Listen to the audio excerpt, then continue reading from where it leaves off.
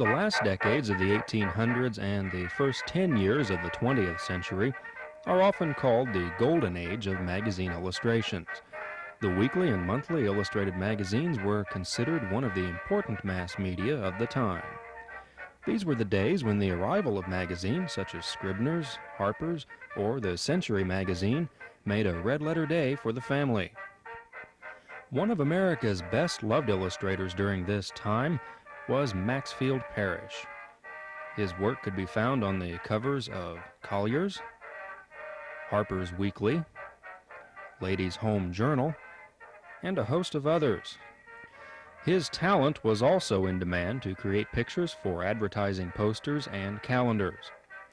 These magazines are highly valued for the art prints found both on the covers and in the advertising. Maxfield Parish had a flair for painting the fanciful and romantic, as well as beautiful outdoor scenery. He was much admired for his rich color intensities and the ability to handle a wide range of colors. His unique use of pure transparent pigment and glazes gave his paintings a striking quality. He even developed a color which was labeled Parish Blue. A print of one of his charming illustrations with this marvelous blue was a must for every child's room. By the late teens and early 20s, Parish prints were to be found in homes all across the country. His famous print, Daybreak, in 1923, sold over 1 million copies.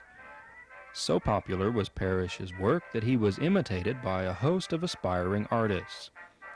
One such artist, an early admirer of Maxfield Parish, was from Hagerstown, Indiana, Charles Lucian Newcomb. Newcomb was to leave a unique tribute to Maxfield Parish in Hagerstown, and this is his story.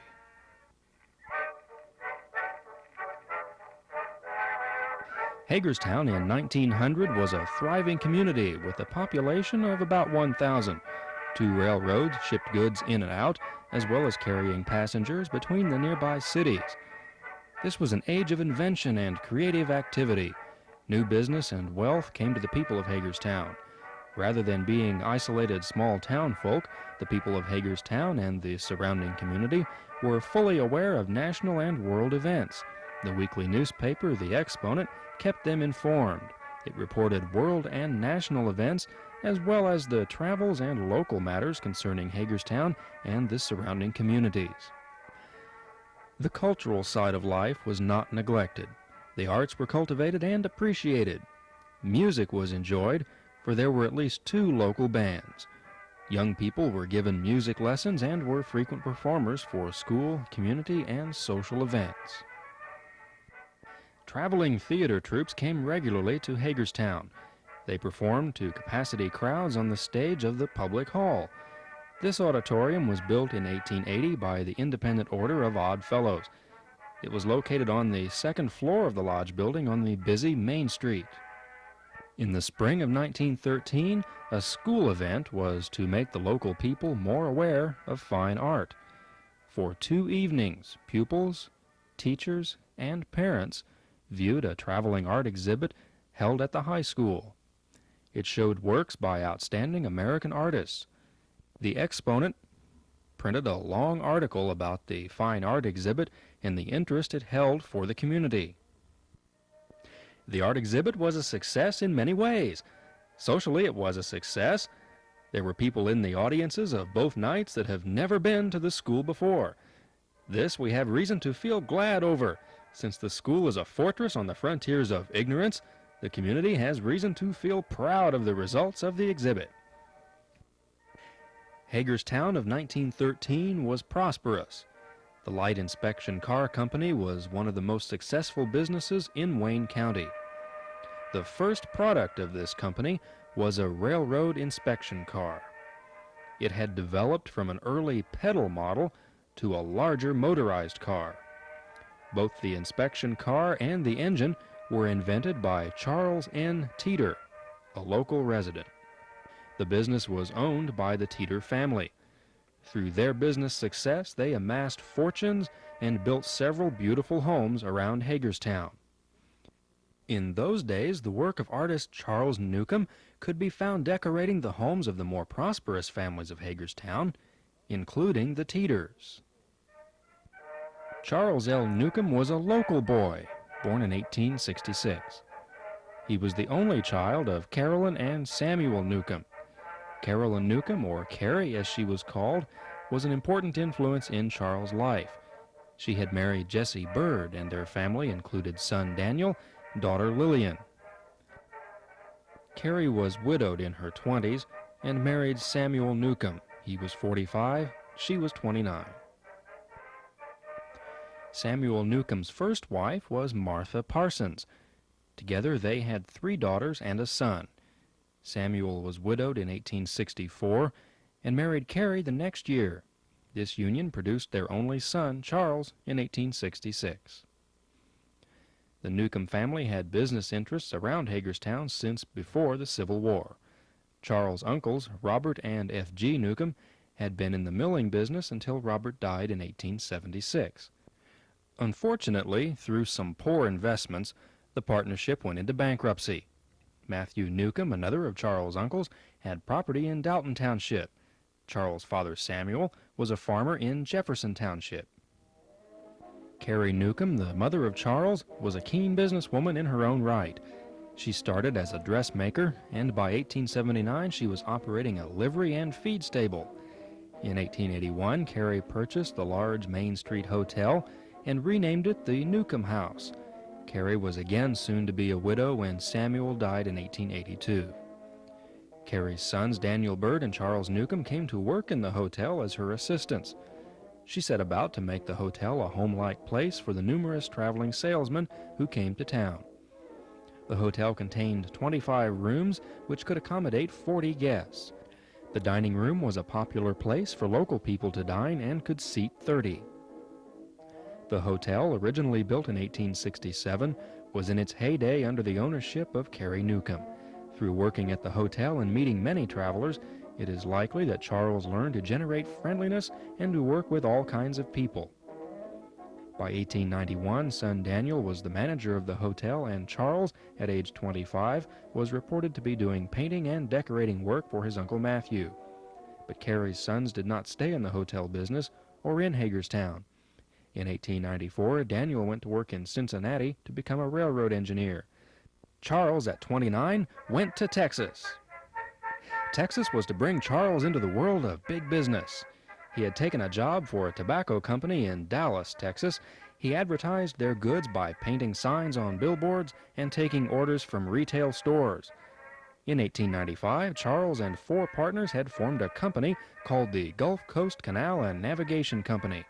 The purpose of the company was to help connect the waterways of Texas and to ship fresh vegetables to the north.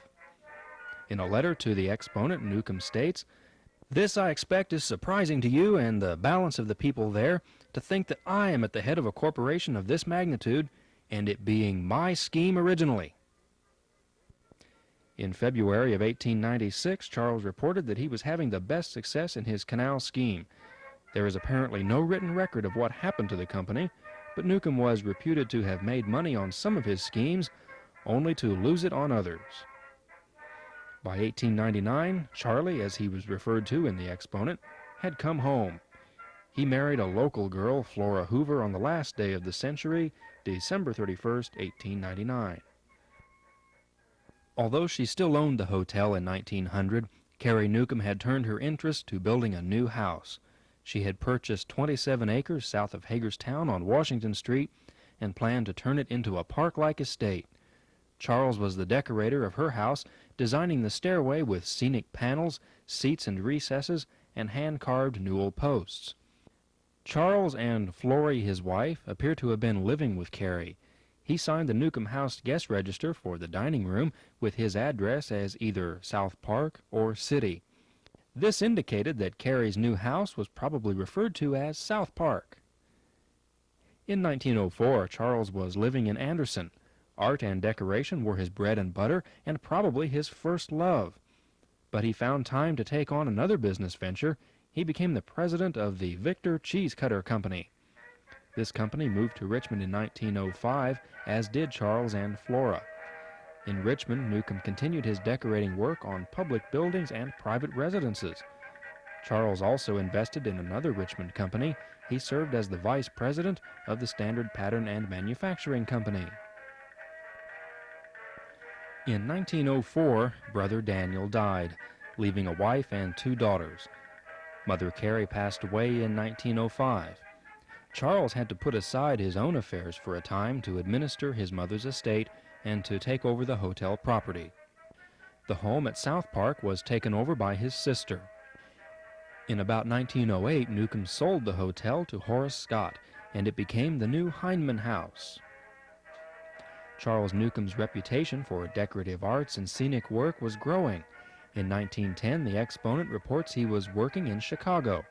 His home was still in Wayne County, but he would travel and stay near his work for the time it took him to complete it. With continued prosperity in the Hagerstown community, he also began to do more work here.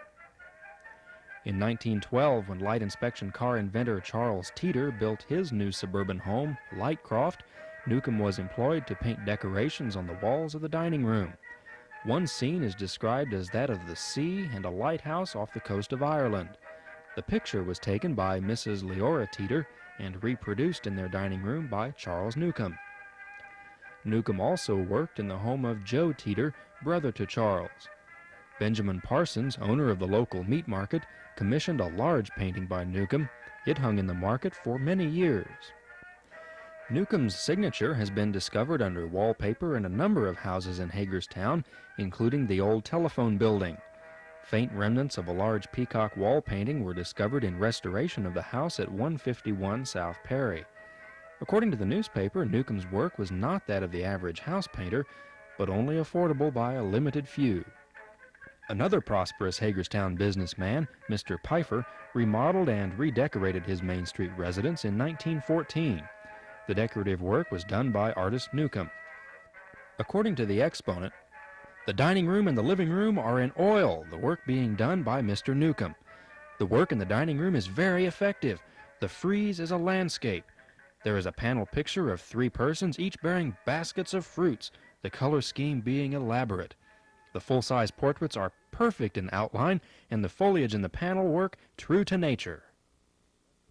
Over the years, the picture has been retouched by a lesser artist and does not show its original beauty. Charles Newcomb traveled widely to his various jobs. It was reported that he did scenic work in New York. This would probably have been decorations for a theater or a hotel. In 1913, Newcomb was awarded the contract to decorate the Opera House in Anderson, Indiana. The Opera House was located at the back of the Grand Hotel. Early in 1913, the Hagerstown IOOF Lodge members decided to have new decorations for the lodge room on the 3rd floor of their Main Street building. This was not the first time Newcomb had worked in the lodge room. In August of that same year, a contract was given to Charles Newcomb to completely refurbish and decorate the popular public hall on the 2nd floor. He prepared a contract, and the work began in September. From the exponent, October 16, 1913. What will be, when completed, the most elaborate and the most artistic in its decorative scheme of any public hall in the state is that in the Hagerstown Oddfellows building. Charles Newcomb is the designer and artist, and after several weeks of unremitting labor, the work is nearing completion. For several decades, since it was built in 1880, the Oddfellows Hall had been a busy community center. The building was the tallest in town and had not only been built for the lodge, but as an improved business building for Main Street. The 1st floor of the building had 3 large rooms for business. 2 were on the front and 1 on the side. The 2nd floor was the public auditorium with a stage. There were 2 other large rooms. One was a well-equipped kitchen and the other for a business office. The 3rd floor was reserved for the Independent Order of Oddfellows Lodge and its sister lodge, the Rebeccas. All the rooms were finished with fine appointments and good workmanship. The public auditorium on the 2nd floor became a very popular place. When a play or traveling show was on stage, the Hagerstown Public Hall was called the Opera House. The stage of the Oddfellows Hall was often used by local talent. Plays and minstrel shows were staged there, and local musicians presented concerts and played for dances. Local school graduations were held in the hall, and one was required to purchase a ticket for 25 cents.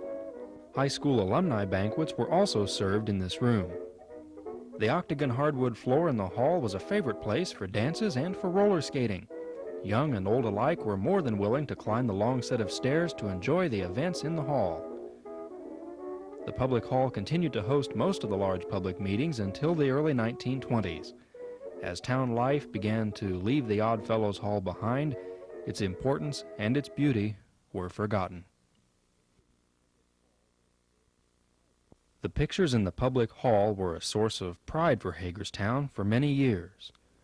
Whenever they were discussed, the story was told that the ideas for the murals were taken from wallpaper books. According to the story, Merton Grills, a local resident who did wallpapering, had selected pictures from his sample books for Newcomb to paint on the walls.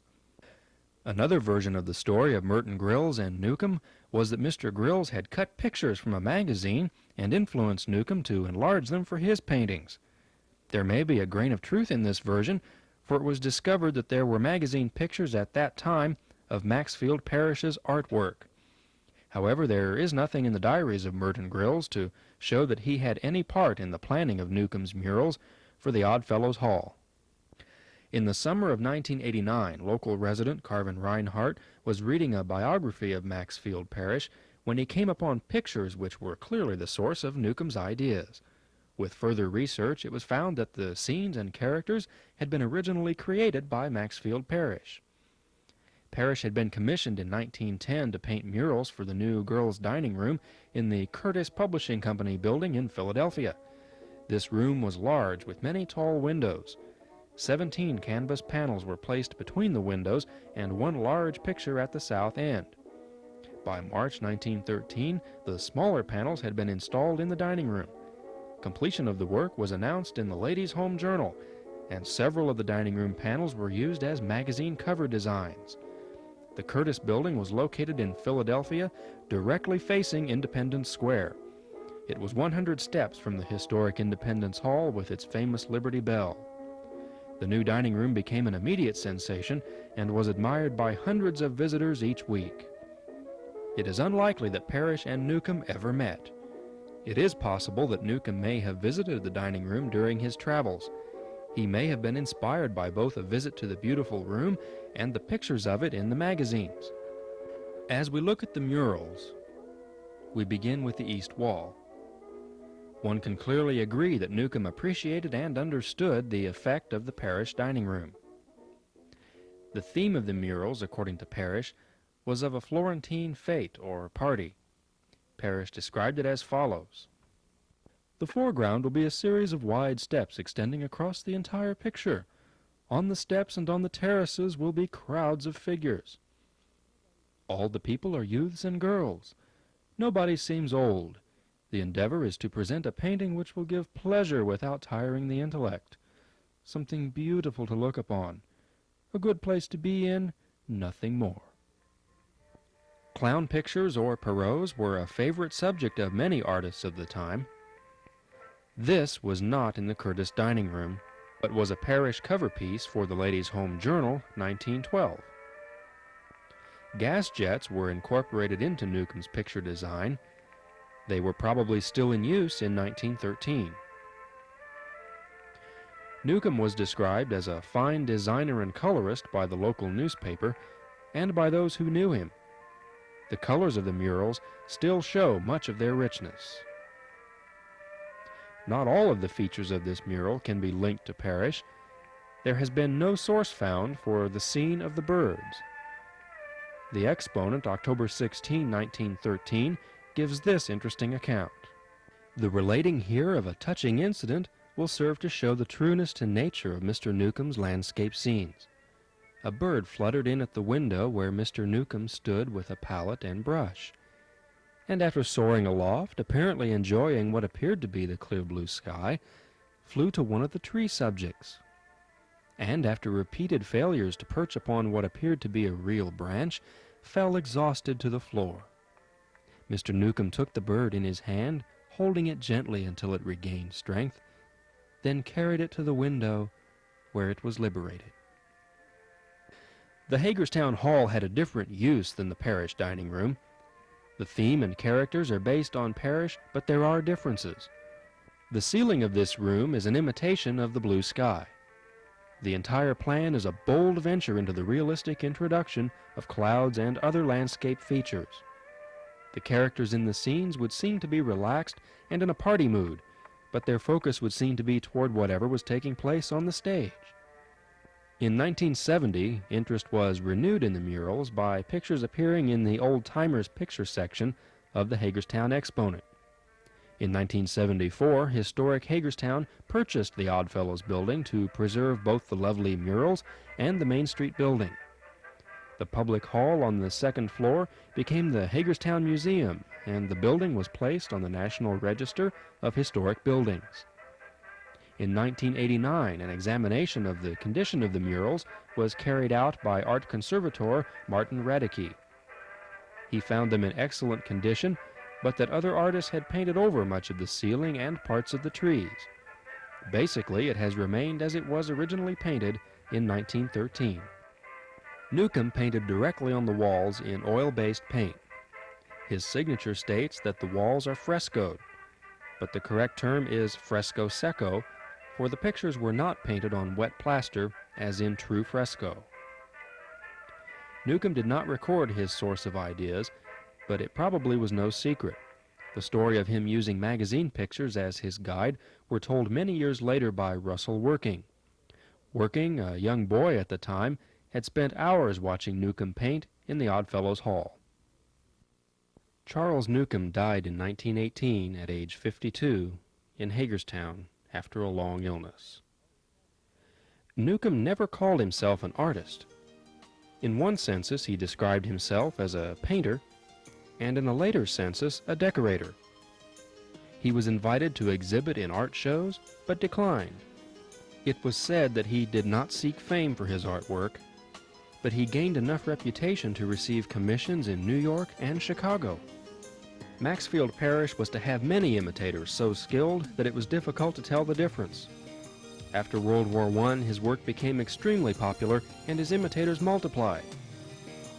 Charles Newcomb, in his admiration for Maxfield Parish, left in Hagerstown, Indiana, a lovely transcription of the parish dining room.